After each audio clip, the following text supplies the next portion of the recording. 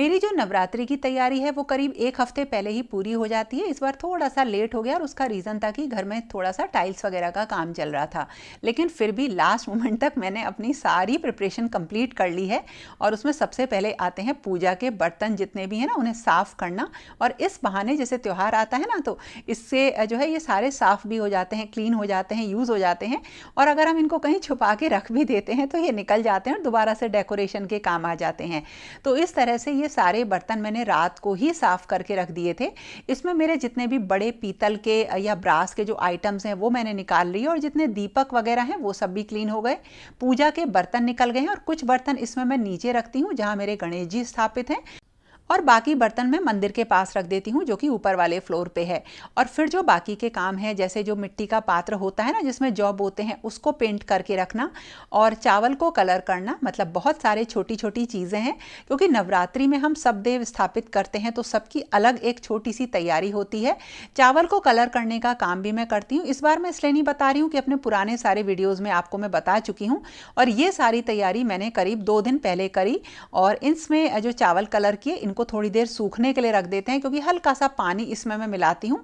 2 colour के इस बार मैंने पेंट किए हैं, वैसे पहले मैं 3 कलर के कर लेती हूँ जिसमें येलो कलर भी होता है। और अब इस तैयारी के बाद मुझे माता रानी का दरबार सजाना था, जिसका आप लोगों को बहुत ज़्यादा इंतज़ार रहता है। माता रानी का दरबार जो अब मैं बना रही हूँ उसके लिए मैंने कुछ अरेंजमेंट किए हैं, वो आपको बताती हूँ। एक तो इसमें मैंने स्टडी टेबल है मेरे पास पुरानी, वो मैंने ली है। और पीछे देखिए ये मेरे पास एक पार्टीशन है जो कि आउटडोर में रहता था, वो पार्टीशन मैंने यहाँ पे लगा दिया है। और थोड़ी सी जो जगह बची थी वहां पे ये मैंने कुछ बास्केट्स वगैरह लगा दी हैं। इस बार मैंने थोड़ा सा सोचा कि डिफरेंट करूँ, और मैंने डायरेक्शन भी चेंज कर दी है। पहले मैं जस्ट इस वॉल के सामने लगाया करती थी। उससे क्या होता था, जो अलमीरा है ना उसमें ठाकुर जी का भोग वगैरह रखा रहता है, तो उसे निकालने में रखने में थोड़ी सी दिक्कत होती थी, क्योंकि वो सारा बाहर निकाल के रखना पड़ता था, क्योंकि वो अलमीरा बंद हो जाती थी, बहुत सारे चेंजेस करने पड़ते। तो इस बार मैंने वो सारी चीजें अलग रखी, क्योंकि देखो जो माता रानी की सेवा है वो तो रहेगी ही, और इसके साथ जो लड्डू गोपाल राधा रानी की डेली की सेवा है उसमें भी कोई डिस्टर्बेंस नहीं आना चाहिए। इस चीज का ध्यान रखना होता है। जयति दुर्गे महामाये। सबसे पहले तो मुझे पीछे की तरफ ना एक बैकड्रॉप रखना होता है, और इनके बारे में जो ये मैंने बैकड्रॉप ली है इनके बारे में मैंने पहले आपको बता दिया था लास्ट वीडियो में। इसको मैंने रख दिया है, और माता रानी की चौकी वगैरह मैं रख दूंगी यहाँ पर।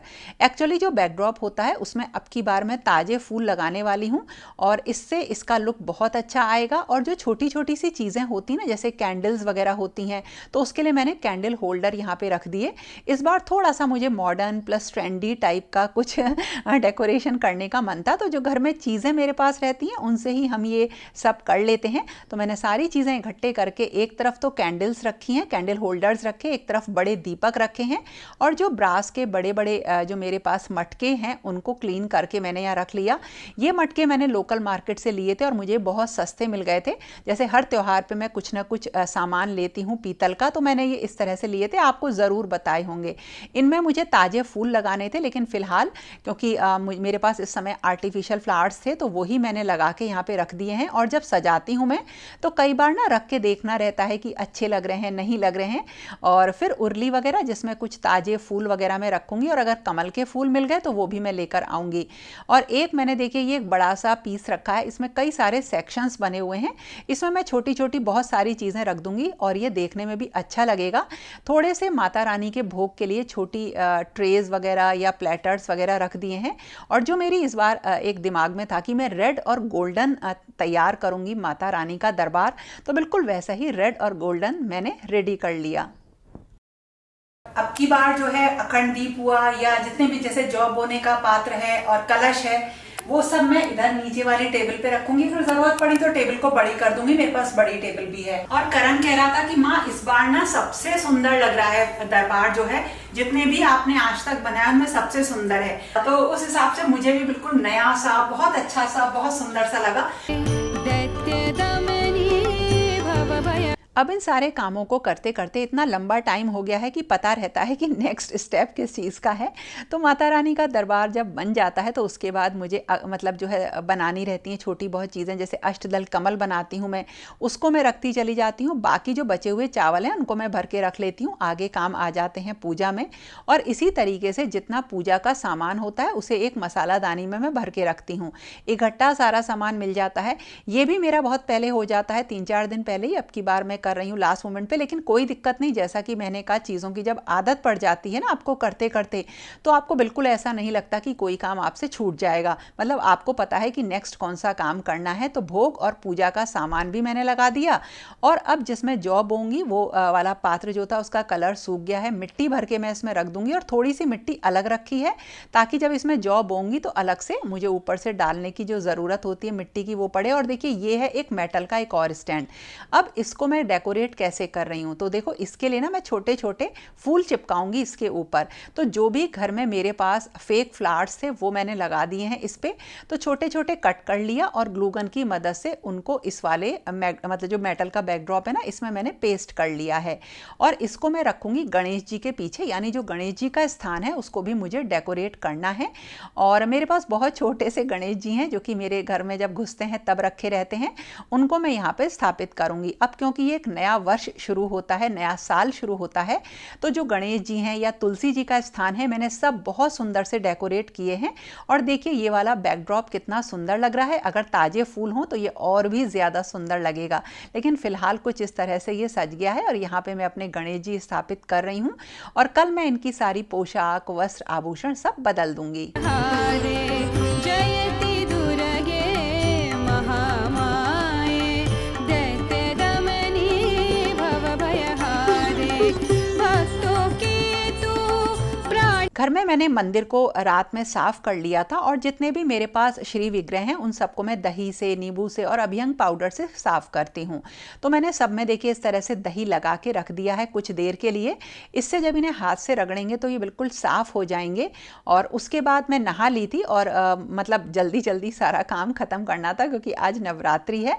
मैं वैसे तो साड़ी पहनती हूँ नवरात्रि वाले दिन, लेकिन होता क्या है मेरा मंदिर ऊपर है और सारा सामान नीचे है, तो मेरे सीढ़ियों से बहुत ज़्यादा चक्कर हो जाते हैं, जिससे कई बार ना साड़ी जो है पैरों पे अटकती है क्योंकि दोनों हाथों में सामान होता है। इसलिए मैंने एक जो है ये हैवी सूट है मेरे पास, मैंने इसे डाल लिया। ये मेरे आता नहीं था पहले, लेकिन अब बिल्कुल फिट आ रहा है, मेरे ढीला ही आ रहा है। और देखिए अब मैं अपने सारे जितने भी ये श्री विग्रह हैं इन सबको अच्छी तरीके से साफ करूंगी। और फिर माता रानी का तो पंचामृत अभिषेक होगा और मंदिर साफ करके बाकी सारे भगवान जी मैं स्थापित कर दूंगी। आधार जग जननी दया में सारे भगवान जी ने स्नान कर लिया अच्छी तरह से। नवरात्रि वाले दिन ना बहुत सारा काम होता है, जैसे हमें स्थापना भी करनी होती है और छोटे छोटे काम करने होते हैं। इसलिए जैसे ताजे फूलों की माला है, पान के पत्ते हैं और आम के पत्ते हैं, ये सब एक दिन पहले ही घर में आते हैं ताकि ये ताजे रहें। क्योंकि फूलों से मैं पूरे घर को बहुत सजाती हूँ और कुछ फूल पूजा के लिए भी ज़रूरत होती है। और जो ये मेरा मेटल का बैकड्रॉप है इसमें मैंने देखिए ताजे फूल इस तरह से लगा दिए हैं। इसकी खुशबू ना बहुत अच्छी आती है पूजा वाले एरिया के आसपास। और फिर मंदिर में बंधनवार लगाना मैंने स्टार्ट किया और उसके बाद घर में लगाऊंगी।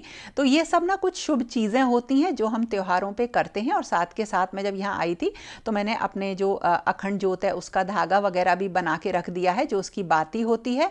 और अब अपने घर के सारे दरवाजों पे मुझे लगानी थी बंधनवार। ये भी एक दिन पहले मैंने बनवा ली थी और इनको पानी में डिप करके रख दिया था ताकि ये सूखे नहीं। और एक मैं ले जा रही हूँ जो मेरा ऊपर वाला हिस्सा है ना उसमें एक दरवाजा है वहाँ पे लगाऊंगी। और इसके बाद एक और शुभ चीज़ होती है, वो होता है स्वास्तिक, जिसे मैं ज़रूर बनाती हूँ हर नवरात्रे में। तो वो मैंने बना लिया है और काफ़ी सारी तैयारी अब मेरी हो गई है।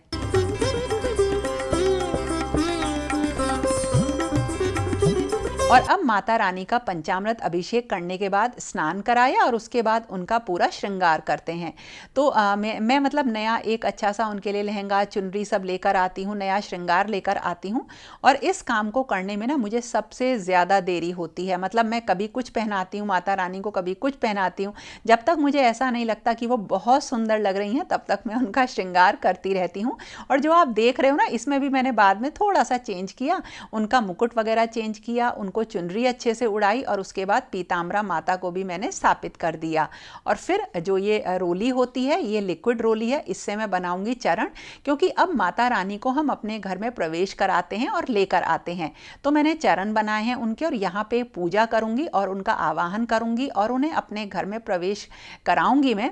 इस बार माता रानी डोली पर सवार होकर आ रही हैं, तो मैंने इस तरह से पूजा करके माता रानी को अपने घर में हाथ जोड़ के प्रवेश कराया। शक्ति स्वरूपा जग जननी माँ, तेरे समान ना कोई और अब बारी आई कलश स्थापना की। तो कलश स्थापना के ऊपर भी मैं बहुत सारे वीडियोस बना चुकी हूँ।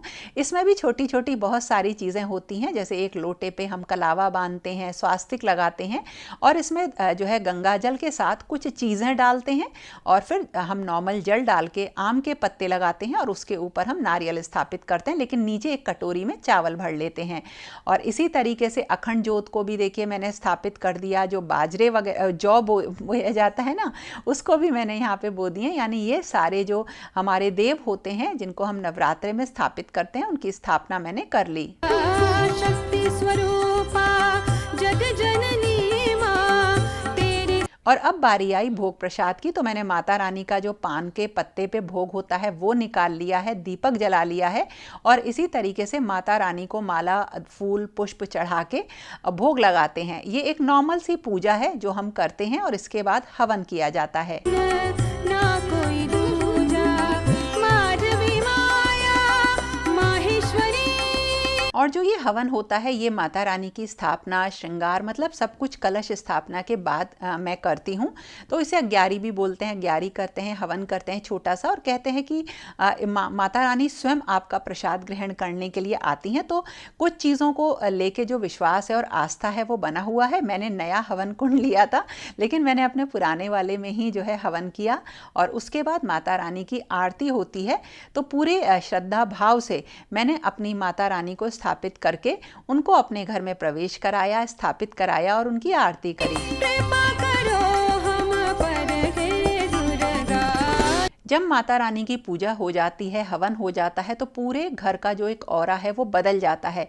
आपको खुद महसूस होगा, एक अलग सी खुशबू, एक अलग सा ही एहसास फील होता है और ऐसा लगता है कि कुछ हम एक मंदिर में आ गए हैं। अपने घर में ही ऐसा लगता है कि कितना पवित्र हो गया है ये पूरी जगह। मतलब कुछ इसमें अनोखी सी चीज़ हो गई है, मुझे ऐसा लगता है। शायद ये एक बचकानी सी चीज़ है, लेकिन ऐसा मुझे फील होता है। मतलब सब कुछ इतना बदल जाता है कि ऐसा लगता है ये वो घर है ही नहीं। मंदिर वाला एरिया रियली ऐसा लगता है कि हम किसी बहुत अच्छे मंदिर में आ गए हैं। लगता ही नहीं कि एक छोटा सा घर का ये एरिया है। मतलब और ये सब चीज़ें होती हैं जब हम इन्हें महसूस करते हैं। हालांकि ये बहुत छोटा सा डेकोरेशन होता है, लेकिन इसमें आस्था इतनी बड़ी होती है कि इन सब चीज़ों को देख के ऐसा लगता है कि बस अब हमें इन्हीं के लिए कुछ करना है और अपना जीवन सार्थक करना है। तो इसकी अनुभूति और फील बिल्कुल अलग ही है। शायद मैं उन्हें शब्दों में आपको बता ही नहीं पा रही हूँ। जयति दुर्गे महामाये, दैत्य दमनी भवभयहारे।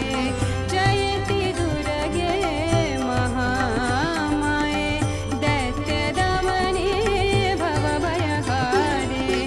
भक्तों की तू प्राण। इस तरह से माँ दुर्गा की स्थापना हो गई, नवरात्रे शुरू हो गए और जो सबसे पहली पूजा होती है वो मैंने कर ली है। तो इसमें ना कभी कभी ऐसा रहता है कि कुछ भूल जाए, लेकिन मैं रुक रुक के देखती रहती हूँ कि कहीं कुछ भूली तो नहीं। तो सारी बिल्कुल जितना मैं करती हूँ उस तरह से मैंने पूजा कर ली है और हवन भी हो गया है। और अब मैं करूंगी अपने पाठ जितने भी होते हैं, दुर्गा सप्तशती का पाठ करूंगी। तो जितने भी देवता देवी देवता होते हैं वो उन सब की पूजा वस्त्र सब मैंने बदल दिए हैं और इस तरह से जो है नव दुर्गा जो है शुरू हो गए हैं। तो अब देखो ये जो है एक छोटी सी चीज है, देखो कहने को नवरात्रि है, बहुत मतलब एकदम से दिमाग में आता है कुछ नहीं, थोड़ी सी पूजा है, लेकिन जब हम इसे महसूस करते हैं अपने अंदर तो ऐसा लगता है हाँ वाकई ये दिन हमें एक नई एनर्जी से, नई ऊर्जा से भर देंगे। तो इस तरह से अब देखो मैं क्या क्या करूंगी, क्या शूट करूंगी मुझे नहीं पता, क्योंकि मैं इस टाइम तक थोड़ी थकान भी हो जाती है और मेरे दिमाग में सिर्फ मेरे पाठों को लेके जो है चीज चलने लगती है। तो अब इसके आगे अगर मैं कुछ शूट भी करूंगी तो वो आगे किसी वीडियो में आपके साथ जरूर शेयर करूंगी। माता रानी की पूजा के साथ जो हमारा डेली ठाकुर जी की सेवा है, राधा रानी की सेवा है, कृष्ण जी के भोग हैं, उन सब का ध्यान रखना रहता है। तो ये दिन थोड़े पूजा से भरपूर हो जाते हैं और मेरा पूरे दिन का एक बहुत बड़ा टाइम इसी एरिया में गुजरता है। देखना रहता है कि किसी चीज़ की कमी तो नहीं रह गई, क्योंकि माता रानी की सेवा भी है और साथ के साथ मुझे अपने ठाकुर जी भी बहुत प्रिय हैं। तो सब चीज़ों को देखते हुए मैं अपना पूरा ध्यान लगाती हूँ, कोशिश करती हूँ कि सब चीज़ें वैसी ही कर सकूँ जो मेरे लिए अच्छे से अच्छा हो सकता है। तो इस तरह से मेरे नवरात्रि के दिन अब शुरू हो गए हैं। तो दोस्तों, ये था मेरा आज का वीडियो। कैसा लगा जरूर बताना, और आप लोगों को इसमें कुछ भी पसंद आए तो लाइक कमेंट शेयर करना मत भूलना। आप सब लोगों को नवरात्रि की मंगलमय शुभकामनाएं। तो फिर मिलेंगे एक नए और इंटरेस्टिंग वीडियो के साथ। तब तक के लिए okay friends, thank you and bye bye और जय मां दुर्गा। जग जननी